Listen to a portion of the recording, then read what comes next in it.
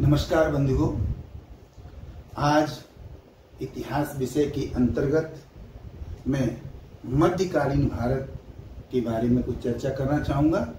और मध्यकालीन भारत में अगर देखा जाए तो दो प्रमुख वंशों ने शासन किया था।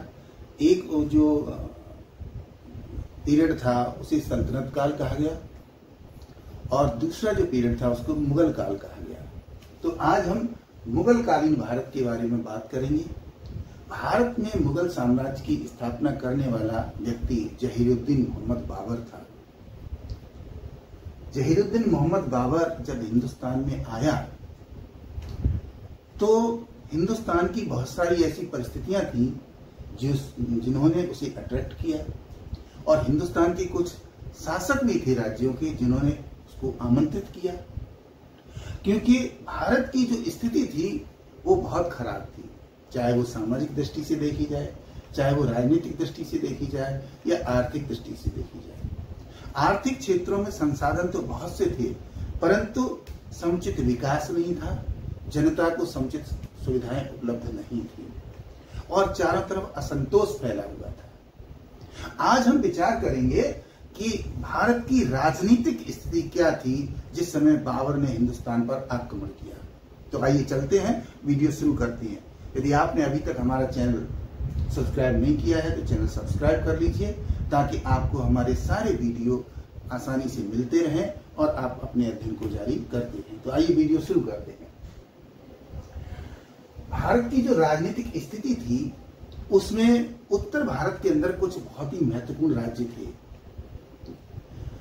वे राज्य जो है वो भारत को संगठित करने के लिए महत्वपूर्ण भूमिका अदा करते थे, परंतु आपसी संघर्ष के कारण ये संभव नहीं हो पा रहा था। तो आइए सबसे पहले चलते हैं दिल्ली। दिल्ली राज्य की स्थिति क्या थी ये हम देखेंगे। तो दिल्ली जो है वो भारत की राजधानी था। ये मध्यकाल में ही भारत की राजधानी बना था। जब हिंदू शासन था तो पृथ्वीराज चौहान जो व्यक्ति थे उन्होंने इस क्षेत्र में आकर के राय पिथौरा का किला बनवाया था और दिल्ली को अपने अधीन करने के बाद एक विस्तृत साम्राज्य स्थापित किया था, जो जयपुर से लेकर अजमेर से लेकर के और दिल्ली तक था। उसके बाद जब मोहम्मद गोरी ने पृथ्वीराज चौहान को हरा दिया और फिर भारत के अंदर मुस्लिम शासन स्थापित हो गया, तो दिल्ली की सूरत हाल बदलती चली गई। जिस समय बाबर ने आक्रमण किया उस समय दिल्ली का जो शासक था वो था इब्राहिम लोदी। 1517 ईस्वी में इब्राहिम लोदी गद्दी पर बैठा था। इब्राहिम लोदी जो है बहुत ही घमंडी था, अभिमानी था और किसी की बात नहीं मानता था, हठधर्मी था, जिसके कारण से बहुत से सरदार उससे नाराज थे। यहां तक कि जो अफगान सरदार थे वो भी नाराज थे। उसमें दौलत खान लोदी और आलम खान लोदी जो थे वो बहुत नाराज थे और वो किसी भी हालत में इब्राहिम लोदी को नीचा दिखाना चाहते थे और उन्होंने इब्राहिम लोदी से अलग होकर अपना दूसरा राज्य स्थापित कर लिया था पंजाब की ओर। तो इस तरीके से अगर दिल्ली की स्थिति देखी जाए तो दिल्ली बहुत ही अशांत राज्य था, जहां पर जगह जगह अराजकता फैली हुई थी और जहां जनता के अंदर भय सदैव व्याप्त था। कोई सुरक्षा की भावना नहीं थी, क्योंकि सरदार जो थे वो अपनी मनमानी कर रहे थे और इब्राहिम लोदी स्थिति को नियंत्रण नहीं कर पा रही थी। जिसके कारण अगर देखा जाए तो दिल्ली जो कि उत्तर भारत का सबसे प्रमुख स्थान था और देखा जाए तो इस क्षेत्र की राजधानी हुआ करता था। पूरे सल्तनत काल के अंदर ये राजधानी रहा सल्तनत की, चाहे वो कुतुबुद्दीन ऐबक हो, चाहे वो इल्तुतमिश हो या बाद में अलाउद्दीन खिलजी हो, या जो भी शासक बने सब ने दिल्ली को अपनी राजधानी बनाया था। तो ये था दिल्ली राज्य। अब इसके बाद देखते हैं मेवाड़। मेवाड़ जो है वो राजपूताना का सबसे शक्तिशाली राज्य था। राजपूताना ये वही राजपूताना था जहां पर राजपूत शासकों ने न केवल अपने स्वतंत्र राज्य स्थापित किए थे, बल्कि हिंदू परंपराओं को आगे बढ़ाते हुए बहुत ही शक्तिशाली सेना बनाई थी और उसके कारण से ये राज्य बहुत शक्तिशाली हुआ करते थे।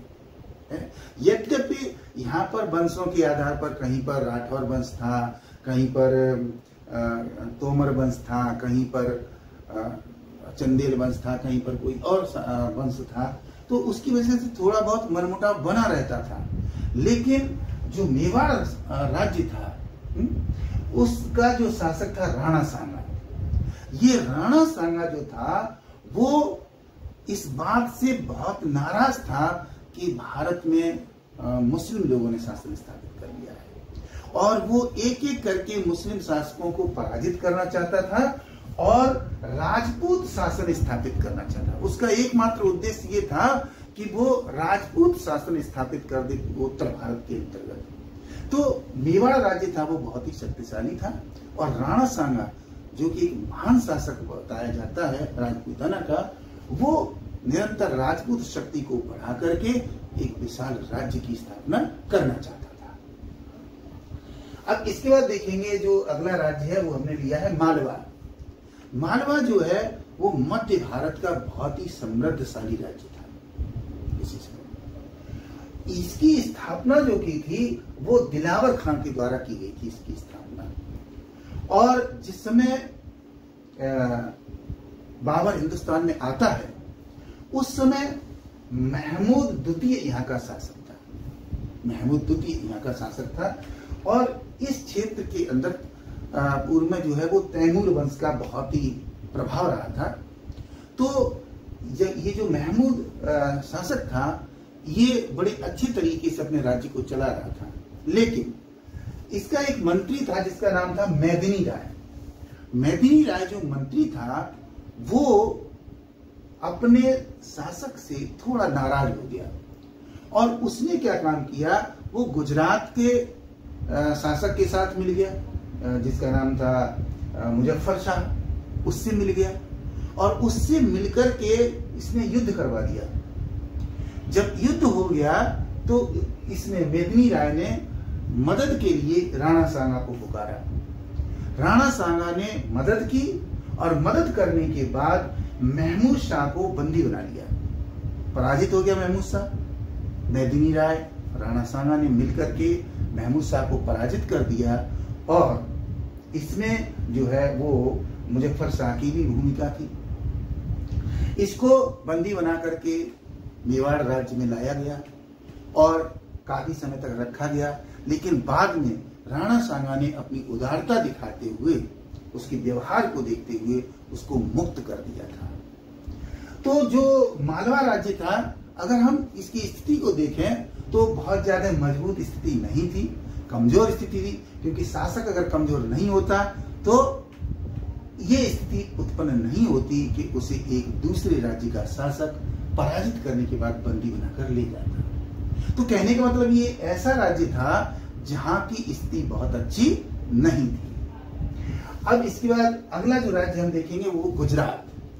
गुजरात भी बहुत ही महत्वपूर्ण राज्य था और गुजरात राज्य की स्थापना की थी जफर खान ने। जफर खान ने इस गुजरात राज्य की स्थापना की थी, लेकिन बाबर के समय जो यहाँ का शासक था वो था मुजफ्फर शाह द्वितीय। मुजफ्फर शाह द्वितीय की हम पहले ही भूमिका बता चुके हैं कि वो मालवा में जब युद्ध हुआ तो वहां पर उसने मेदिनी राय की जो है मदद की थी। तो ये इसके राणा सांगा के साथ इसका युद्ध हुआ और उस युद्ध में ये पराजित हो गया। 1526 में जब इसकी मृत्यु हो गई तो उसके बाद इसका बेटा गद्दी पर बैठा जिसका नाम था बहादुर शाह। बहादुर शाह जो था वो योग्य व्यक्ति था और उसने अपनी योग्यता के आधार पर गुजरात को फिर से संगठित किया और बहुत ही अच्छी तरीके से शासन चलाया। तो ये 4 राज्यों की जानकारी थी कि बाबर के आक्रमण के समय इन 4 राज्यों की स्थिति क्या थी वो आपको बताई गई है। इसके बाद जो अन्य राज्य हैं उनकी स्थिति हमारे अगले वीडियो में बताई जाएगी। उम्मीद करता हूं कि जानकारी आपको अच्छी लगी होगी। अगर अच्छी लगी है तो वीडियो को लाइक और शेयर जरूर कर लीजिएगा। Thank you very much. Good luck, good bye.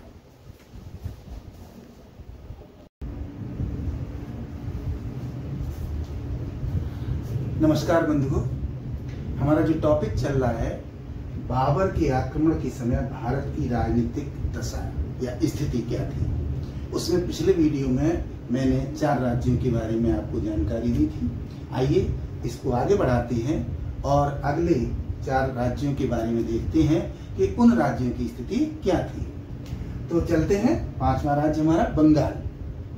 Bengal राज्य की अगर स्थिति को देखें तो बंगाल राज्य पहले मुगल क्षेत्र में आता था, लेकिन फिरोज तुगलक के समय क्योंकि फिरोज तुगलक ने उत्तर के क्षेत्र में ज्यादा ध्यान दिया था, बंगाल की ओर ज्यादा ध्यान नहीं दे पाया, तो यहाँ पर हुसैनी राजवंश ने स्थापना कर ली थी, अपना स्वतंत्र राज्य स्थापित कर लिया था बंगाल को।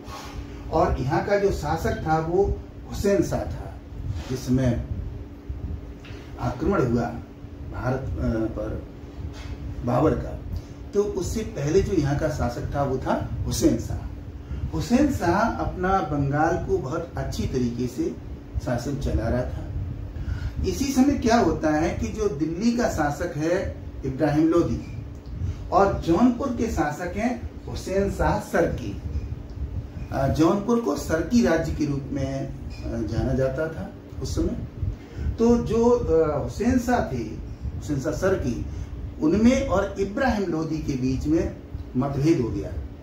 जब मतभेद हो गया तो इब्राहिम लोदी, बल्कि मतभेद क्या हो गया कि हुसैन शाह ने अपने आप को स्वतंत्र घोषित कर दिया, क्योंकि जो दिल्ली राज्य था वो दिल्ली राज्य दिल्ली, आगरा, बयाना और इधर बिहार के कुछ क्षेत्र तक और जौनपुर तक फैला हुआ था। तो जौनपुर के शासक हुसैन शाह ने अपने आप को स्वतंत्र घोषित कर दिया। तो इब्राहिम लोदी सेना लेकर के चला इनको हराने के लिए। तो हुसैन शाह भागकर बंगाल चले गए। जब भागकर बंगाल चले गए तो बंगाल का जो शासक हुसैन शाह था उसने इनको सरकी वंश के जो शासक थे जौनपुर के, उनको शरण दे दी। जब उनको शरण दे दी तो उस समय क्या हुआ कि उस जो लोदी वंश का शासक था सिकंदर लोदी, बाबर के समय इब्राहिम लोदी था, उससे पहले सिकंदर लोदी था। तो सिकंदर लोदी से संघर्ष हुआ इनका। तो कहने का मतलब है कि जो बंगाल राज्य था वहां पर उसने दुश्मनी मोल ले ली, किससे? दिल्ली राज्य के साथ, जौनपुर राज्य की मदद करने के कारण से। तो सिकंदर लोदी इस समय शासक था और जब संघर्ष हुआ तो दोनों राज्य जौनपुर और बंगाल वो खिलाफ हो गए दिल्ली के। ऐसी स्थिति में अब क्या होता है कि इस समय बंगाल का जो शासक है वो है नुसरत शाह। नुसरत शाह उसका बेटा है हुसैन शाह का, वो इस समय शासक है। तो बंगाल की स्थिति भी बहुत अच्छी अब नहीं थी, क्योंकि दिल्ली के साथ लगातार मतभेद बने हुए थे, दिल्ली राज्य के साथ। तो कहने का मतलब है कि जहां दिल्ली राज्य अशांत था वहीं पर उसकी अशांति का प्रभाव दूसरे राज्यों पर भी पड़ रहा था, और उसमें से बंगाल भी एक ऐसा ही राज्य था। अब देखेंगे अगला राज्य सिंध। सिंध जो है वो मध्य क्षेत्र का, यानी कहने का वो चाहिए जो पश्चिमी क्षेत्र है, पश्चिमी मध्य क्षेत्र का बहुत महत्वपूर्ण राज्य था, क्योंकि सिंध के साथ में जो है वो नीचे समुद्र था, जिसके कारण व्यापार होता था और ये एक तरीके से समृद्ध राज्य माना जाता था। मोहम्मद तुगलक की मृत्यु के पश्चात, मोहम्मद तुगलक तक तो ये सल्तनत काल का एक क्षेत्र रहा और उसके बाद ये स्वतंत्र राज्य हो गया और अलग अलग समय पर कई लोगों ने यहाँ पर शासन किया। जब जिसमें बाबर ने आक्रमण किया उस समय यहाँ पर जो था वो अरगुनों का प्रभाव था। अरगुन एक वंश था, कबीला हुआ करता था, उनका प्रभाव था। यानी कहने का मतलब है कि सिंध जो है वो स्वतंत्र तो हो चुका था मोहम्मद बिन तुगलक के बाद, लेकिन एक शक्तिशाली सरकार नहीं बना पाया था, शासन सही तरीके से नहीं चल रहा था। कभी कोई शासन चलाता था तो कभी किसी अन्य के प्रभाव में आकर के उसको बदल दिया जाता था। कहने का मतलब उसकी स्थिति सदैव असमंजस वाली बनी रहती थी, जबकि वो व्यापारिक दृष्टि से और वाणिज्य की दृष्टि से बहुत ही समृद्ध था, लेकिन इसके बावजूद भी स्थिति बहुत खराब थी। राजनीतिक असंतोष हर समय बना रहता था। कभी कोई सरदार वहां का शासक बन गया तो उस सरदार को हटाकर कभी किसी अन्य ने शासन स्थापित कर लिया। तो इस समय जो प्रभाव चल रहा था वो अरगुनों का प्रभाव चल रहा था। तो सिंध की हालत भी बहुत अच्छी नहीं थी, क्योंकि वहां राजनीतिक स्थायित्व नहीं था। अब देखेंगे पंजाब। पंजाब की स्थिति क्या थी? पंजाब जो है वो दिल्ली राज्य का ही एक भाग हुआ करता था, और चूंकि पंजाब बड़ा क्षेत्र था इसलिए वहां के लिए अलग से गवर्नर बनाया जाता था। तो इब्राहिम लोदी ने जो गवर्नर बनाया था उसका नाम था दौलत खां लोदी। ये दौलत खां लोदी जो था वो इब्राहिम लोदी से बार बार ये कह रहा था कि आप पंजाब की स्थिति को देखिए और इसकी समस्याओं का निस्तारण करने के लिए कुछ कार्य कीजिए। परंतु इब्राहिम लोदी जो है वो दौलत खां लोदी की बात की अनसुनी कर देते थे। परेशान होकर के उन्होंने अपने बेटे दिलावर खां को भेजा, और दिलावर खां को भेजा और ये कहा कि आप सुल्तान से जाकर ये कहिए कि पंजाब की स्थिति क्या है और वहां पर क्या सुधार हो सकता है, कैसे समस्याओं का निदान हो सकता है, उनसे जरा बात कीजिए।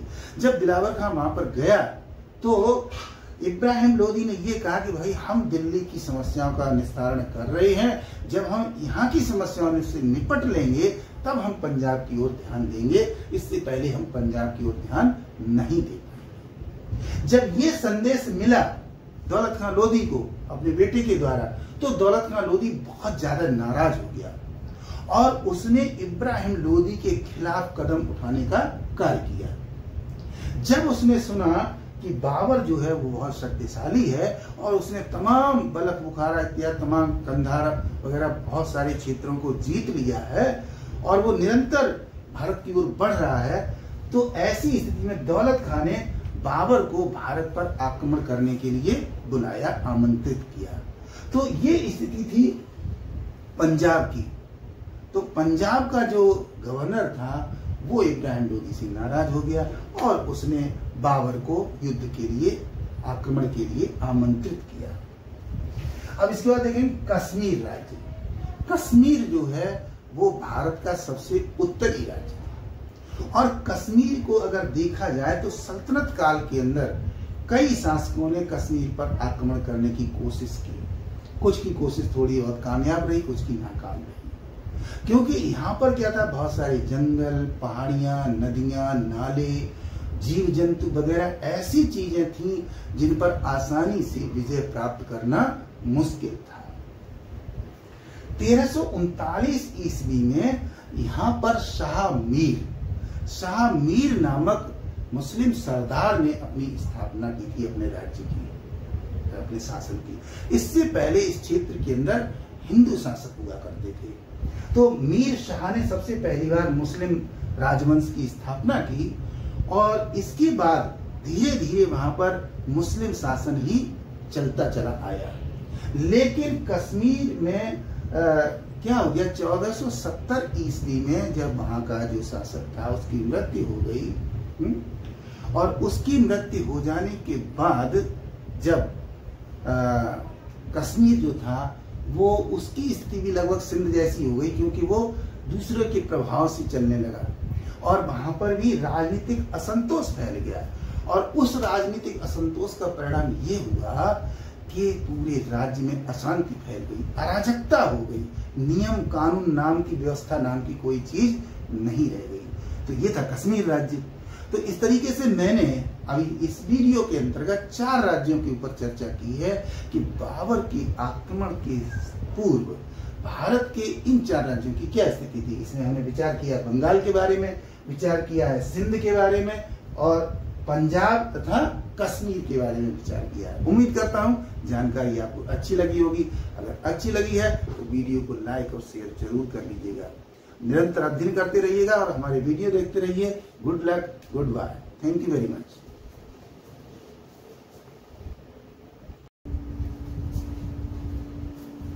नमस्कार बंधुओं, मुगलकालीन भारत के बारे में जानकारी देने के लिए आज मैं आपके समक्ष फिर से उपस्थित हूं। आज हम ये तीसरा वीडियो लाए हैं जिसमें बताएंगे कि बाबर के आक्रमण के समय भारत की राजनीतिक स्थिति क्या थी। इसमें से पहले 2 वीडियो में हमने 4 राज्यों के बारे में बता दिया है। आज अंतिम 4 राज्यों के बारे में बताएंगे कि इन राज्यों की राजनीतिक स्थिति क्या थी। तो आइए वीडियो शुरू करते हैं। और अगला जो राज्य हमारा वो है खानदेश। खानदेश की स्थिति अगर देखें तो क्या थी। ये खानदेश जो है वो मध्य भारत का बहुत ही समृद्धशाली राज्य था और ये राज्य वो चारों तरफ से अन्य राज्यों के साथ जुड़ा हुआ था, जिसके कारण इसका व्यापार बहुत अच्छा चल रहा था। मलिक रजा फारूकी के द्वारा यहाँ पर मुस्लिम राजवंश की स्थापना की गई थी और 1399 ईस्वी में जब उसकी मृत्यु हो गई मलिक रजा फारूकी की, तो उसका जो बेटा था मलिक नसीर खान, उस मलिक नसीर खान ने अपनी योग्यता और साहस के बल पर सेना लेकर के असीगढ़ के किले पर आक्रमण कर दिया और असीगढ़ किले को अपने कब्जे में कर लिया। तो इससे क्या हो गया, इससे ये राज्य और ज्यादा शक्तिशाली हो गया है। और जब बाबर ने आक्रमण किया हिंदुस्तान के ऊपर, तो इस शक्तिशाली राज्य का जो शासक था उसका नाम था मीरन मोहम्मद। तो मीरन मोहम्मद जो था वो अपने इस राज्य को बहुत ही सुव्यवस्थित तरीके से चला रहा था। उसमें कोई बहुत बड़ी समस्या नहीं थी। ये राज्य अत्यंत समृद्धशाली था, इसका व्यापार और वाणिज्य बहुत अच्छी तरीके से चल रहा था और मीरन मोहम्मद जो है बिना किसी बड़ी परेशानी के शासन को चला रहा था। इसके बाद देखेंगे उड़ीसा। उड़ीसा राज्य जो था, वैसे तो इसकी कोई खास भूमिका नहीं थी। ये राज्य जो है यहाँ पर हिंदू शासक थे, जो शक्तिशाली शासक था और उसको दूसरे राज्यों से कोई मतलब नहीं था। वो अपने आप को अलग रखता था, उसे भारत की राजनीति से कोई मतलब नहीं था।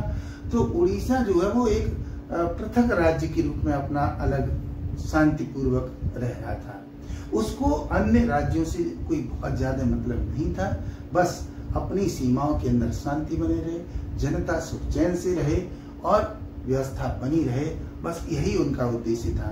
तो अन्य राज्यों के साथ कोई बहुत अच्छे संबंध नहीं थे और न ही किसी से बहुत ज्यादा शत्रुता थी। तो ये था उड़ीसा राज्य। उड़ीसा के बाद देखेंगे दक्षिण के 2 बहुत ही महत्वपूर्ण राज्य थे इस समय, जो अत्यंत सक्रिय राजनीति में भाग ले रहे थे और उनकी राजनीति में बड़ी उथल पुथल चल रही थी। ये कौन से राज्य थे वो देखेंगे हम। एक विजयनगर। विजयनगर राज्य जो है ये भी बहुत शक्तिशाली था और 2 हिंदू लोगों ने मिलकर इसकी स्थापना की थी, हरिहर और बुक्का। हरिहर और बुक्का ने इस राज्य की स्थापना की थी और सौभाग्य की बात यह थी कि इस हिंदू राज्य में समृद्धि शुरू से चली आ रही थी और उसके बाद एक से एक योग्य शासक इसकी गद्दी पर बैठते थे। बाबर ने जिस समय आक्रमण किया, बाबर का जो समकालीन राजा था वो था कृष्णदेव राय। कृष्णदेव राय जो है वो संस्कृत का बहुत बड़ा विद्वान था, साहित्य में उसकी बड़ी रुचि थी। वो अपने यहाँ पर साहित्यिक आयोजन किया करता था जिसमें विभिन्न देशों के विद्वानों को बुलाता था, विदेशों के विद्वानों को भी बुलाता था और उसे कई भाषाओं का ज्ञान था। दक्षिण भारत की भाषाओं के साथ साथ उसे कुछ उत्तर भारत की भाषाओं का भी ज्ञान था।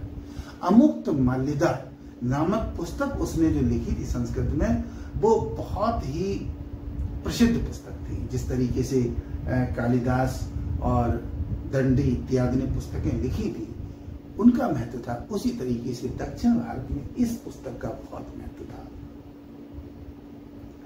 अब क्या हुआ कि जो कृष्णदेव राय था, इसके समय में ये समृद्धि की चर्चा विश्व के अनेक देशों में थी, न केवल भारत में थी, विश्व के अनेक देशों में थी और इसी के कारण से बहुत से विदेशी यहाँ पर आए देखने के लिए और देखने के बाद उन्होंने यहाँ की व्यवस्था को देखा और यहाँ के बारे में बहुत कुछ लिखा, प्रशंसा की कृष्णदेव राय की। लेकिन दुर्भाग्य की बात यह थी कि इस हिंदू राज्य से जो दक्षिण भारत के और मुस्लिम राज्य थे वो बहुत ही नफरत करने लगे इसकी समृद्धि को लेकर के और फिर उन्होंने एक संगठन बना लिया, उन मुस्लिम राज्यों ने एक संगठन बना लिया और बहुत सारे मुस्लिम सरदारों ने मिलकर के कृष्णदेवराय के ऊपर आक्रमण कर दिया।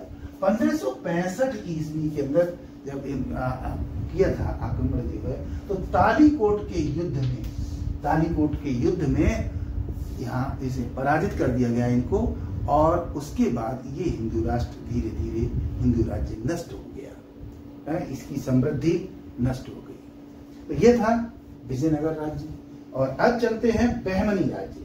दक्षिण भारत का एक और महत्वपूर्ण राज्य था बहमनी राज्य। बहमनी राज्य की स्थापना हसन के द्वारा, एक अफगान अफसर था, और इस अफसर हसन के द्वारा 1347 ईस्वी में इसकी स्थापना की गई थी, और तब से लेकर ये बहुत अच्छी तरीके से शासन यहाँ पर चल रहा था।